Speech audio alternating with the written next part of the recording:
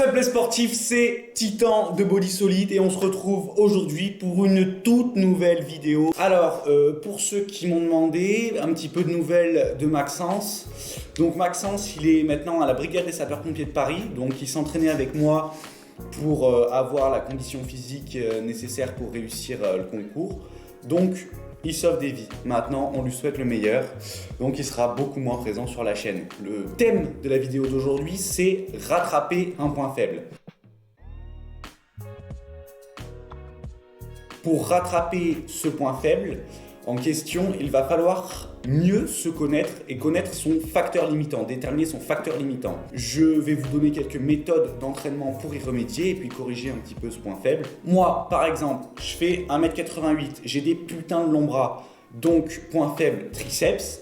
Si on prend l'exemple du développé couché, je vais avoir énormément de force sur la première partie de la phase concentrique du mouvement où c'est à fond les pecs qui ramassent. Par contre, arrivé à 90 degrés, ça va bloquer. Je vais avoir les triceps qui sont beaucoup plus engagés dans la deuxième partie du mouvement. Et c'est là qu'avec mes longs bras, un triceps brachial, c'est plus compliqué. Donc, puisque j'ai déterminé que c'était mes triceps qui étaient plus faibles par rapport à mes pecs en force. Si je veux gagner en force et avoir un meilleur maxi, une meilleure 1RM en développé couché, donc la charge que je suis capable d'utiliser pour faire une seule répétition, je peux utiliser la méthode de pré-fatigue.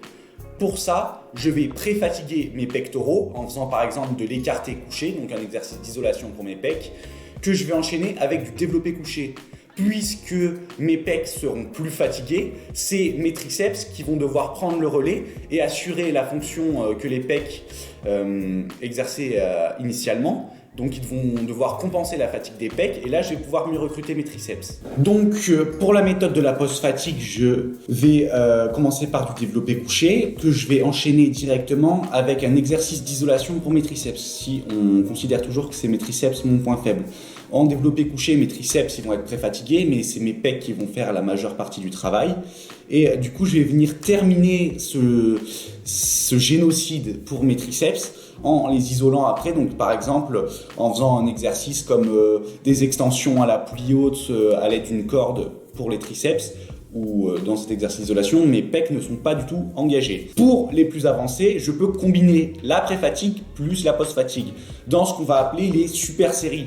C'est-à-dire que je vais commencer avec un exercice d'isolation pour les pectoraux. On reprend notre écarté couché soit aux haltères, soit notre écarté à la poulie vis-à-vis, où les pecs ne vont travailler, mais où les triceps vont très peu travailler. Ensuite, mon développé couché, mon exercice polyarticulaire. Et je vais enchaîner tout de suite, sans temps de récup, une extension poulie haute triceps pour isoler mes triceps. Donc ces trois exercices, ça constituera une seule série. J'enchaînerai ces trois exos sans temps de récup. Deuxième cas de figure possible, deuxième exemple, puisque ça c'est possible à faire avec tous les groupes musculaires, si ce sont mes pecs qui sont prédominants, je vais commencer par un exercice d'isolation triceps, c'est-à-dire de la barre au front, par exemple, pour changer un peu. Puis, je vais faire mon exo polyarticulaire, en l'occurrence le développé couché, que ce soit à la barre ou aux haltères. Et je vais finir par de l'écarté couché aux haltères pour, cette fois-ci, isoler mes pectoraux.